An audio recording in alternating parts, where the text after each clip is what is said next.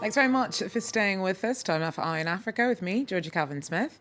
Tonight, an uncertain race. On the eve of what was to be the presidential runoff vote, Sierra Leone's election committee announces the polls been pushed back to Saturday. The delay follows the lifting of an injunction on the election that was imposed over the weekend. Also, the count's underway in Cameroon for the country's senatorial polls. The votes closely watched amidst mounting tensions linked to the Anglophone separatist crisis. And Mombasa is due for a facelift. Kenya's second city is pretty run down in parts, and a project's now underway to bring the historic old town up to date, and with it, hopefully, boost its touristic appeal. Thanks very much for staying with us. First up, Sierra Leone's presidential second round vote has been pushed back to Saturday. It had been due on Tuesday, but plans were put on hold until judges lifted an injunction on the polls on Monday. Even so, supporters of opposition leader Julius Maada Bio had hoped that authorities could still stick to the original timeline. But the Election Commission later on Monday announced that the race would be delayed until the 31st because of preparation time lost in the wrangle. Our team was in the country as that injunction was lifted on Monday.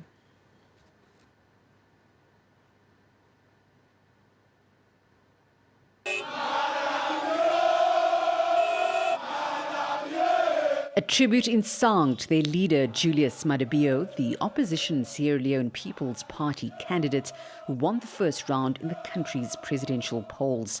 His supporters descended on a heavily guarded high court before its judges decided to lift an injunction on Tuesday's crucial election runoff.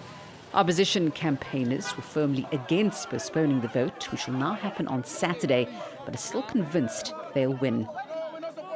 You can see students are not going to school, kindergarten schools are not going, businesses are not running, offices are not working. So we want to vote tomorrow. And we are pleading to the court, the judiciary in particular, because a lot of Sierra Leoneans don't have the belief and they don't trust the judiciary anymore. Outside court, police and military surrounded the building on Monday. The original injunction was granted last Saturday after a member of the ruling All People's Congress in his personal capacity filed a petition citing voting irregularities in the first round.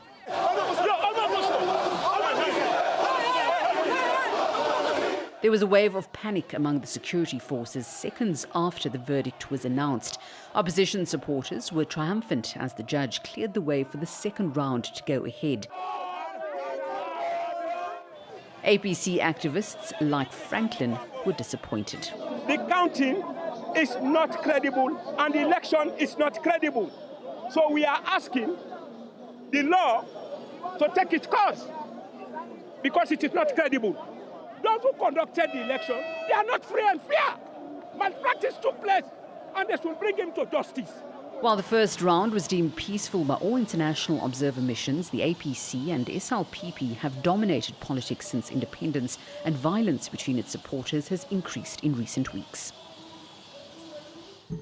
Well, that report was filed by our Liane de Bassompierre, and she's still in Sierra Leone for us. She joins us now. Liane, it's been a bit of a rocky road to get to where we are now. The schedule for the election was up in the air until Monday evening.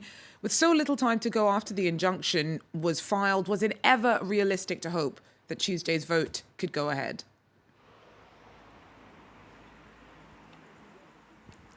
Well, Georgia, as the National Electoral Commission just released a statement a short while ago, just saying simply that it was logistical reasons they could not hold a vote tomorrow, that being Tuesday, and that it would have to happen on Saturday. They were locked in closed-door meetings for much of the afternoon after the High Court hearing this afternoon. They spent time with the political party leaders. They also spent time with the international observer missions to basically speak to to them and see whether that would be feasible. Of course, this is Easter weekend and a lot hinges on that date. But now, as the Supreme Court has now granted them that date, the Supreme Court itself also met very late this evening as well to confirm that that date could go ahead on Saturday. The National Electoral Commission, of course, has to have several items in place as detailed by the High Court today. They have to make sure that all electoral stations are properly equipped, that all the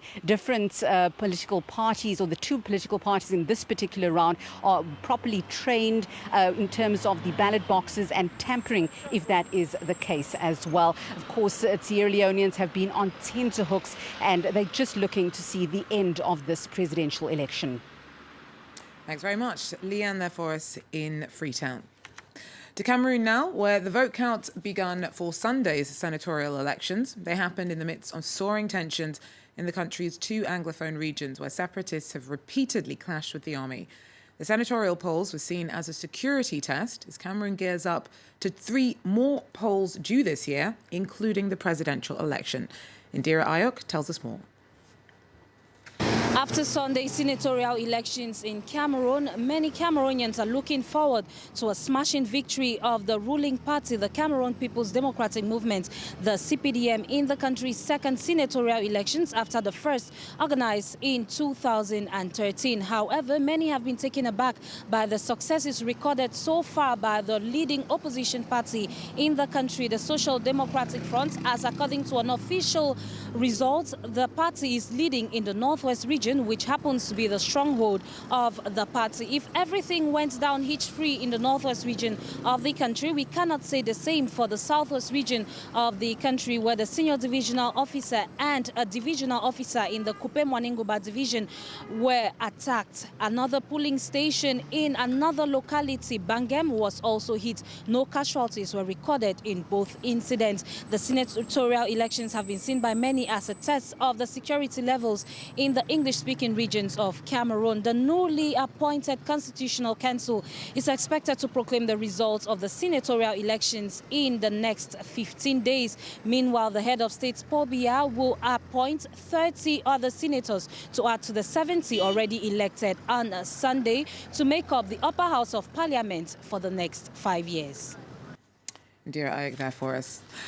Oh, on Kenya's coastline, the country's second largest city, Mombasa, is due for a facelift. It's pretty run down in parts, and a project's now being launched to save the historic old town. Beyond preservation, the hope is also that the work will boost tourism. Take a look.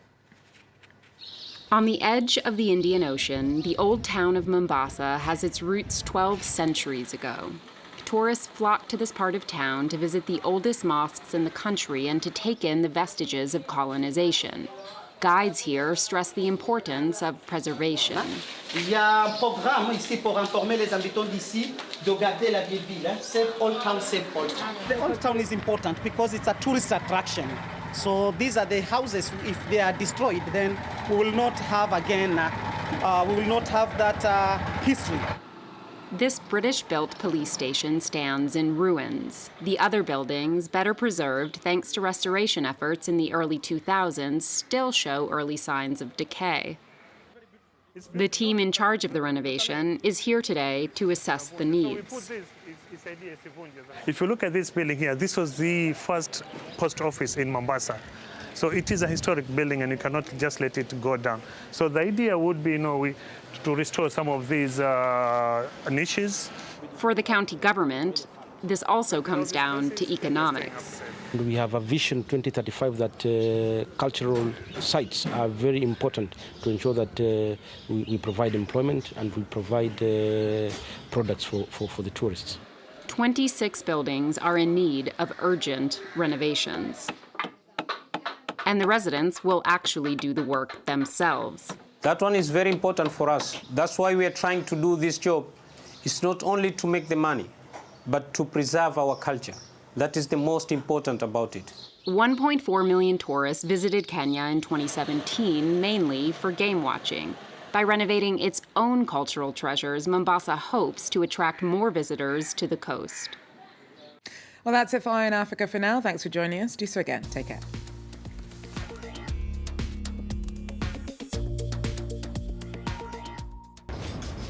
France in Focus, presented by Tom Burgess-Watson. This week's edition of France in Focus is all about chocolate. We take you to meet one of the country's top chocolatiers. We take you on a tour of a Parisian chocolate factory to find out how top-notch chocolates are made, and we ask what sets French chocolates apart from the rest. France in Focus on France 24 and France24.com.